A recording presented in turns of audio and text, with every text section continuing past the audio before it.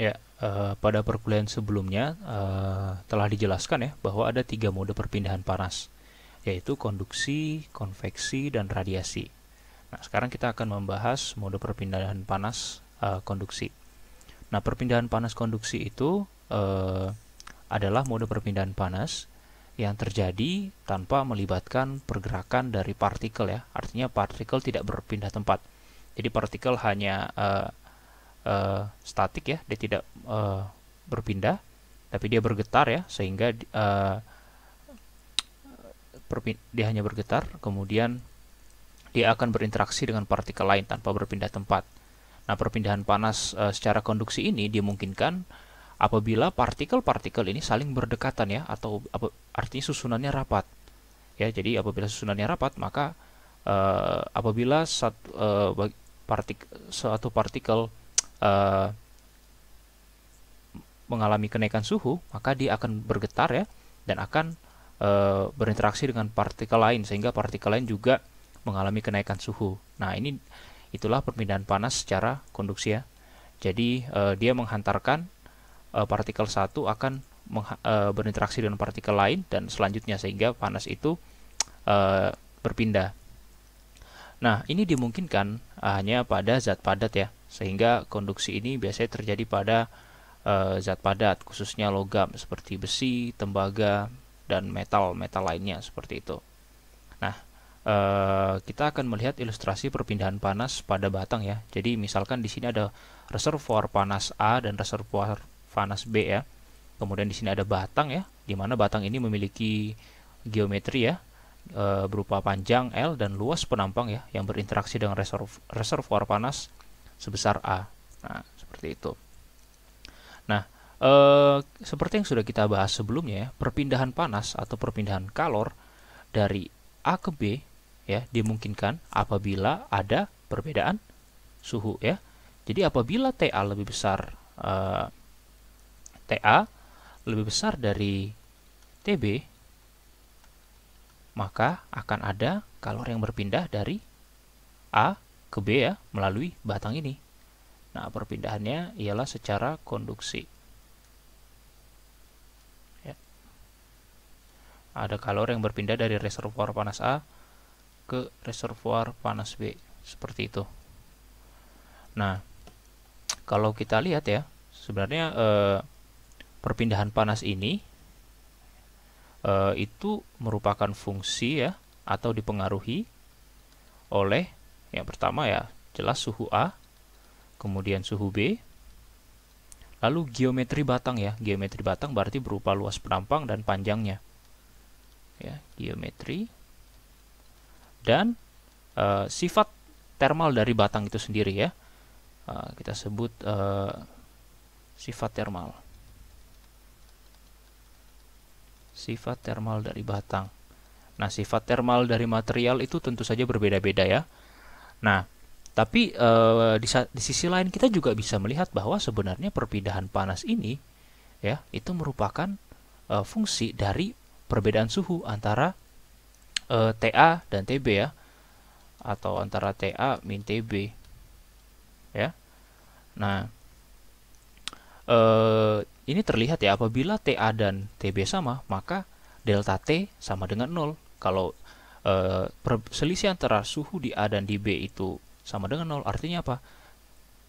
Perpindahan panas ya, atau laju kalor yang berpindah itu juga sama dengan 0 ya. Dengan kata lain, kita bisa tulis bahwa kalor ini ya, ini juga merupakan fungsi dari delta T ya, atau TA dikurang TB, kemudian fungsi dari TA, lalu geometri dan sifat termal. Sifat termal.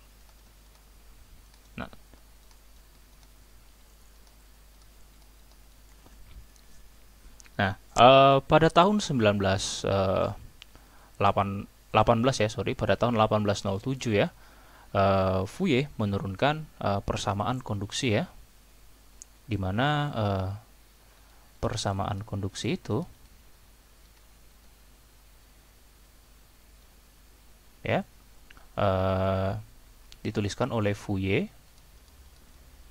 Tulisannya Fourier ya, tapi bacanya Fourier. Dia ini merupakan ilmuwan asal Perancis ya, dimana dia menuliskan besarnya kalor ya yang berpindah ya melalui batang ini itu merupakan ya hasil dari perkalian antara konduktivitas termal dikalikan dengan luas penampang dikali TA min TB ya dibagi dengan L panjang batang ya, atau misalkan kalau kita balik ya TB min TA, jadinya ini minus KA TB dikurang TA per L ya, atau biasanya kalau secara singkatnya bisa ditulis Q sama dengan min K kali A dt per dx ya, jadi perubahan suhu per satuan panjang batang ini. Nah, kalau kita lihat pada persamaan konduksi Fourier ini ya, pada persamaan konduksi Fourier ini terlihat bahwa perpindahan panas ya itu dipengaruhi ya oleh yang pertama K ini merupakan konduktivitas termal, ini menunjukkan sifat termal batang ya. Ini bisa apa saja ya. Setiap material itu memiliki nilai konduktivitas termal yang berbeda, dan tentu saja itu semakin mempengaruhi kemampuannya dalam menghantarkan panas. Kemudian A ini dan L ini merupakan geometri batang, dan dt ini merupakan perbedaan suhu. Nah, selanjutnya ya persamaan ini ya bisa diturunkan lagi ya oleh Fourier, di mana perpindahan panas ya, perpindahan panas per satuan luas ya, menjadi perpindahan panas per satuan luas.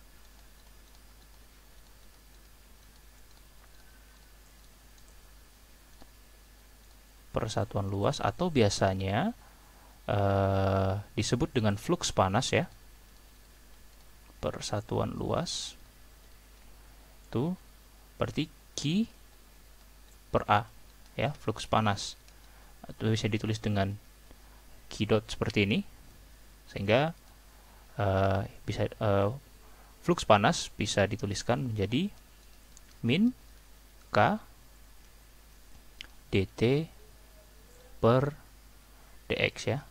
Nah, ini merupakan flux panas Fourier ya, yang mana flux panas ini memiliki satuan ya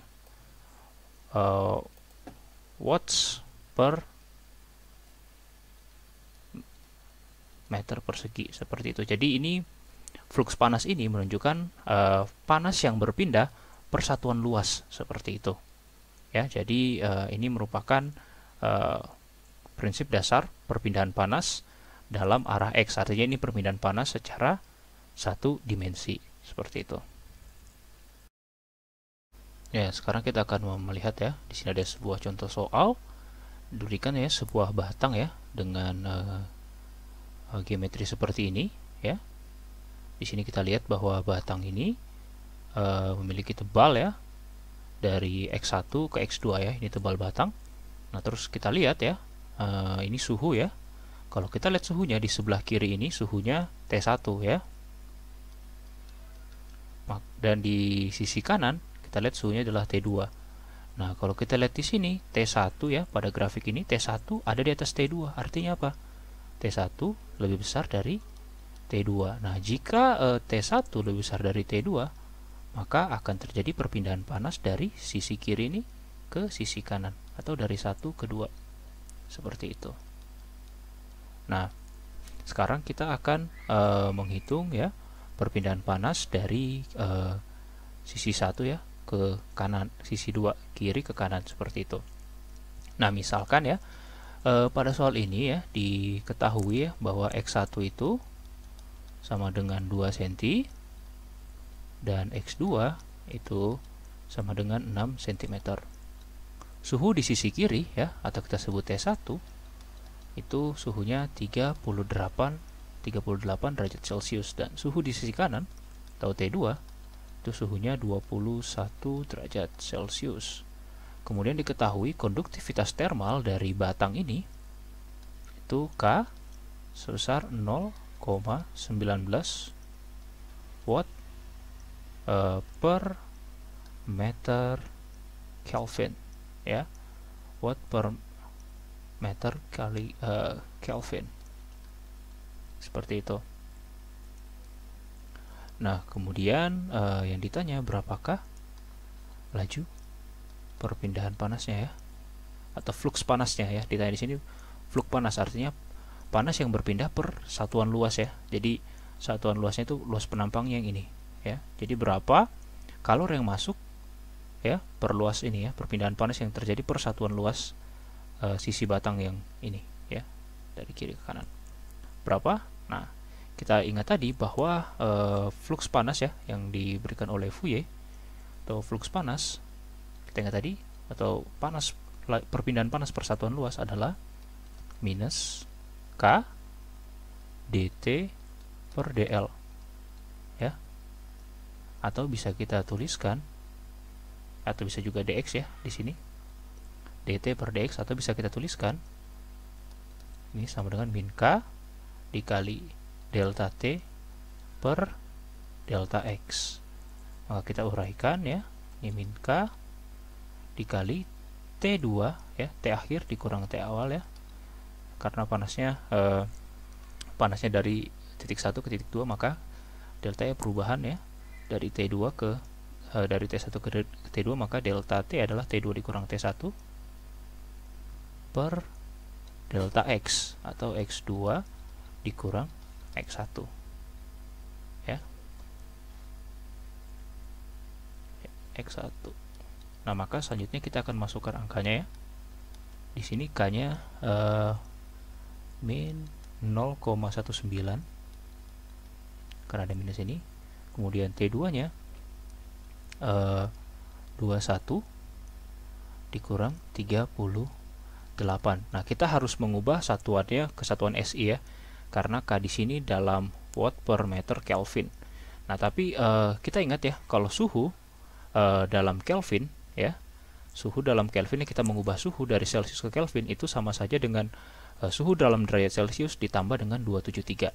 Nah, kalau kita lihat di sini ya, berarti 21, kalau kita mengubah 21 ke Kelvin, maka kita tinggal menambahkan 21 ditambah 273, dan 38 juga ditambah 273. Nah, kita lihat, tapi ini dikurangkan ya. Kalau dikurangkan berarti plus 273-nya yang dari 21 dan plus 273 yang di 38 ini akan saling menyadakan, sehingga kalau kita mengurangkan suhu dalam Celcius sebenarnya sama saja kita sudah mengurangkan suhu dalam skala Kelvin, seperti itu, dalam satuan Kelvin, seperti itu ya. Nah, sementara kalau X ini masih dalam senti, sehingga kita harus ubah ke meter ya, sehingga ini 6 cm ke meter berarti 0,06 meter, dan ini 0,02 meter, sehingga kita bisa tulis di sini ya, ini 0,06 dikurang 0,02, maka kita bisa tulis 0 min 0,19 ya dikali 21 kurang 38, yaitu minus 17. Ini dibagi 0,04 ya, sehingga kita bisa tulis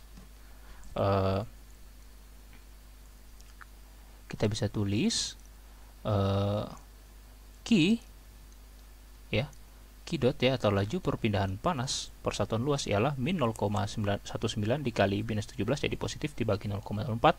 Kalau kita hitung itu sebesar 80,75 watt per meter persegi. Nah, jadi ini adalah laju perpindahan panas per satuan luas ya dari kasus ini, seperti itu.